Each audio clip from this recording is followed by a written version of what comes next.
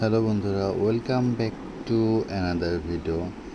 দেন হচ্ছে আজকের যে আছে গতকালকে যে লস্ট ডগসের যে কার্ডটা ছিল সেটা হচ্ছে আমি উইন হতে পারি নাই। দেন ওটাতে ভোট কম পড়ছে।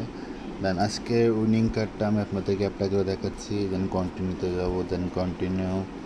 দেন আজকে উইনিং কার্ড হচ্ছে মেবি আপনাদেরকে find unpopular card, how to defend the union, the union